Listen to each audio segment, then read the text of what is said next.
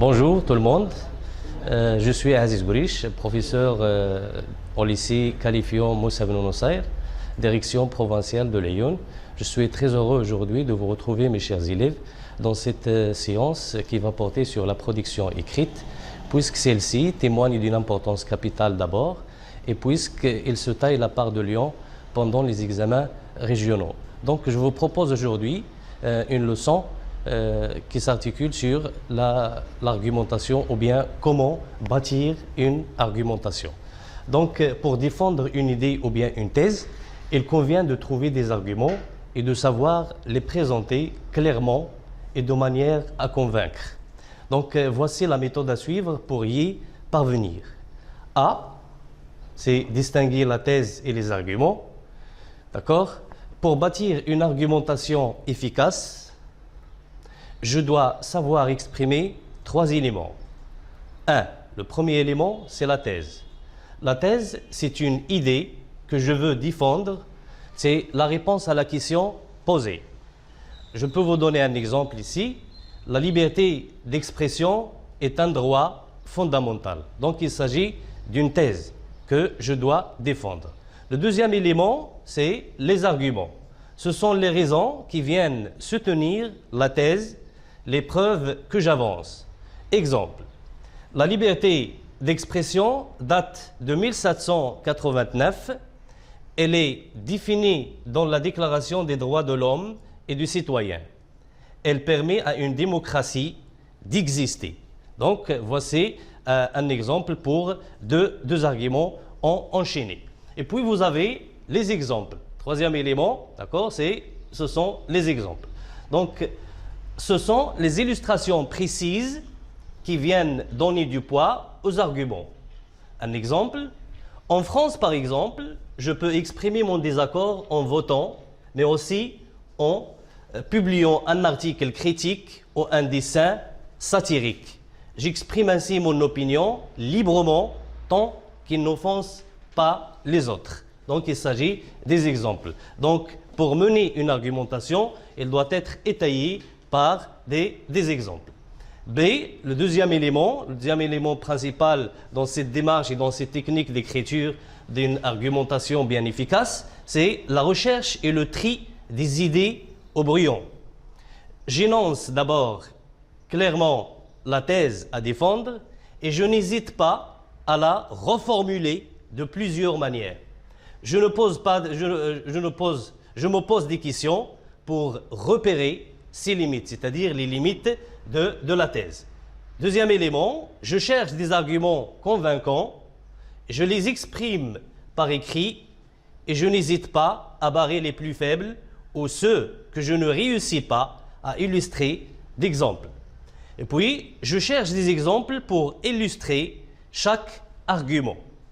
Ils doivent être précis, c'est-à-dire les arguments, d'accord, référence au portrait de personnage, et citation d'un texte ou bien d'un livre, référence prise dans le monde réel, etc., etc. Et puis, vous avez la structure. Je commence par une courte introduction contenant un rappel de la situation, la thèse et l'annonce du plan que m'exige bien sûr le sujet, soit un plan dialectique, ou bien un plan thématique, ou bien un plan analytique, ou bien un plan simple. Il y en a de nombreux plans. D'accord? Et ces plans-là, c'est le sujet qui m'exige le plan. Et puis, comme je viens de vous dire, à chaque argument doit correspondre un nouveau paragraphe. Chaque argument doit être accompagné d'un exemple précis. Et j'achève par une phrase de conclusion qui reprend brièvement l'argumentation. D'accord? Le troisième élément, c'est les mots qui permettent d'articuler l'argumentation. D'accord? Donc, pour articuler correctement mon argumentation, il faut opter pour des connecteurs logiques qu'il faut choisir judicieusement, d'accord, en fonction du rôle qu'ils jouent dans le texte. Voici quelques mots qui peuvent vous servir. Pour introduire, c'est-à-dire pendant l'introduction, pour introduire le premier paragraphe, je peux opter par exemple pour d'abord, en premier lieu, pour commencer, et ainsi de suite. Pour ajouter un argument, d'accord, j'ajoute un argument à un autre, c'est-à-dire j'additionne un argument, je peux opter pour le mot ensuite, puis, de plus, en outre, dans un deuxième temps, et ainsi de suite. Et pour ajouter un argument tout à fait contraire au précédent, je peux opter pour cependant, néanmoins, en revanche, à l'antipode de, et ainsi de suite. Et pour introduire un exemple, j'opte pour ainsi, en effet, par exemple, à titre d'exemple, et ainsi de suite. Pour conclure mon argumentation, l'argumentation du texte, je peux opter pour en somme, pour conclure, finalement, en guise de conclusion. D'accord? Donc, faisant suite à cette méthode, je peux réussir ma composition d'un texte cohérent et mener une argumentation bien enchaînée et bien développée. Donc, je vous propose l'exercice suivant. Donc, l'exercice est le suivant. Ne sors pas, il pleut. Ne sors pas. Pourquoi ne pas sortir? Parce qu'il pleut. Il pleut, il constitue un argument. Mais c'est un argument que je peux qualifier pour un argument sec. C'est un argument très sèche. Très sec plutôt. Exemple. Ne sors pas, regarde par la fenêtre. La pluie est vraiment très violente. Les rues sont inondées. Les voitures roulent au pas.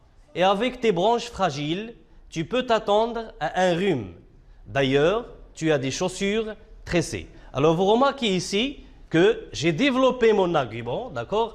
J'ai développé l'argument « il pleut ». Ne sors pas, voilà pourquoi ne pas sortir. D'abord, regarde par la fenêtre, la pluie est vraiment très violente, les rues sont inondées, les voitures roulent au pas, et avec tes branches fragiles, tu peux t'attendre à un rhume. D'ailleurs, tu as des chaussures tressées. Donc, j'ai une petite remarque ici. Il ne faut pas se contenter d'asséner sèchement des arguments, mais leur donner l'importance qu'ils méritent.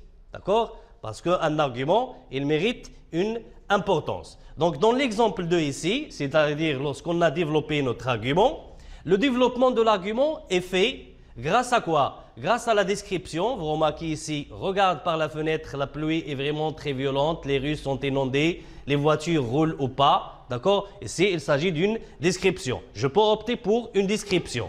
D'accord? Ou bien, je peux évoquer des conséquences, comme il est le cas dans le même développement de l'argument. Avec tes branches fragiles, tu peux t'attendre à un rhume. C'est-à-dire, la conséquence, c'est le rhume. Et puis, vous avez aussi l'incompatibilité, c'est-à-dire que les chaussures tressées ne sont pas compatibles avec le climat ou bien avec l'atmosphère qui est dehors ou bien avec la pluie torrentielle. D'accord? Donc, développer un argument, c'est le promouvoir en fonction d'arguments principaux et lui adjoindre des arguments ou bien des exemples subordonnés. Donc, notre séance tire vers sa fin.